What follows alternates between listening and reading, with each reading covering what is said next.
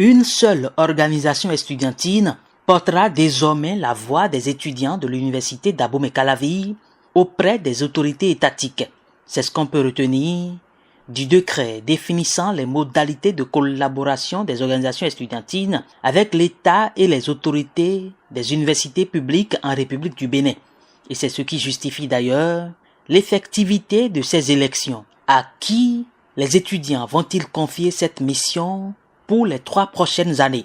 Seules les urnes pourront le dire à la fin de ces consultations. Mais pour l'heure, les attentes sont grandes. Je veux que cette organisation nous mette dans les conditions qui vont nous permettre d'évoluer et non d'organiser des grèves par-ci, par-là.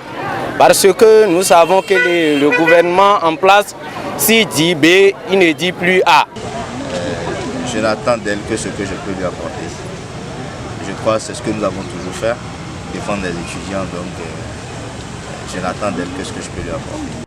Dans les bureaux de vote que nous avons sillonnés dans la matinée du lundi 9 juillet 2018, tout se passe bien selon les responsables de bureaux de vote. On a démarré les choses vers environ de 9 heures. Mais pour le moment, on n'a pas beaucoup d'étudiants qui ont déjà voté, mais ils viennent quand même. Le vote se déroule normalement. Bon, jusqu'à l'heure actuelle, on n'a pas remarqué d'irrégularité. Donc ça va. À la FASEG et à la FADESP, nous avons surpris 2 des 3 présidents des organisations estudiantines en lice. À leur niveau, la pertinence de cette réforme est toujours objet de discussion, comme c'était le cas avant et pendant la période de campagne. Comme dans un pays, quand on marche avec la tête, il faut aussi marcher avec la tête. Nous avons décidé de participer également à ces élections. Et quand nous serons là au moment opportun, nous allons tout faire afin que les acquis universitaires et démocratiques soient vraiment arrachés de la main de ceux qui n'ont pas la préoccupation des étudiants à cœur.